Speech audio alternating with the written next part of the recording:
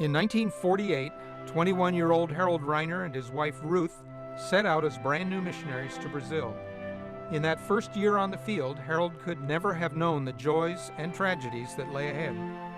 But his passion to serve the Lord has been relentless and has carried him forward for 60 years. Harold poured himself into ministry during those early years, but faced the first of several heartbreaks in 1960. That year, Ruth lost her battle with cancer, and the Lord took her home. Despite his loss, Harold could not shake the call to Brazil. Against the advice of many of his confidants, Harold returned to Brazil as a single parent with 4 young children. But God did not leave Harold without a partner. A year earlier, Joan Cook had arrived in Brazil for her first term as a single missionary. Harold and Joan married in 1961 and eventually had 2 children of their own, Sandra and Douglas. Tragedy was again to strike the Reiner family. In 1962, the year of Sandra's birth, both Peter and Sandra lost their lives in a fire when the plane Harold was piloting hit a hole in the runway and flipped onto its top. Missionary colleague Bernice Lind died in the accident as well, and Harold and Joan were both severely injured. The Reiner family experienced several other blows over the years. In addition to Peter and Sandra, Harold has buried in Brazilian soil his 15-year-old grandson James, son of Timothy and Vicky, and his brother missionary Ray Reiner. God brought many joys and victories to offset the losses. At least 13 churches exist today as products of Harold's ministry. In just the last few years, he has launched a fresh initiative into formerly unreached interior areas of northeast Brazil. Over the course of his service, Harold has distinguished himself as an evangelist and church planter of the highest caliber. Many of the communities Harold has reached are accessible only by aircraft. Dr. Gary Anderson once asked Harold whether he knew he would use his pilot's training in missionary service. He responded with a bit of surprise in his voice and said, "I went home from the field to train to fly because I wanted to take the gospel beyond where my mule would carry me." As a pioneer in missionary aviation in Brazil, Harold gave significant leadership to the expansion of aviation, developing the longest continually operating missionary aviation program in that nation, and gaining Brazil the distinction of having more pilots and aircraft in operation than any other Baptist mid-missions field. Harold has maintained a significant role in providing sound theological education for Brazilian laymen and church leaders.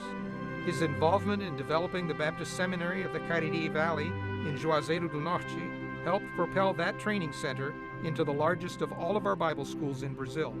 In fact, it is the largest of the more than 50 formal training programs operated around the globe under the banner of Baptist Mid-Missions. Harold gave primary leadership for relocating the school to its present site in Crato and led in the creation of a business investment plan that can perpetually subsidize seminary operations. In addition, he personally helped design the campus master plan and individual buildings that have provided Cariri with a campus equivalent to most Bible colleges in the States. Harold helped provide the vision and leadership needed to turn Fortaleza Academy into the largest of all Baptist Mid-Missions-sponsored MK schools. He was integrally involved as one of the field leaders responsible for the acquisition, design, and building of the current academy property. This property also houses the offices of Baptist Mid-Missions of Brazil, which Harold has likewise offered major leadership for decades. Harold and Joan pioneered Baptist Mid-Missions camping ministry in Brazil by establishing the Baptist Camp of Iguatu in 1964.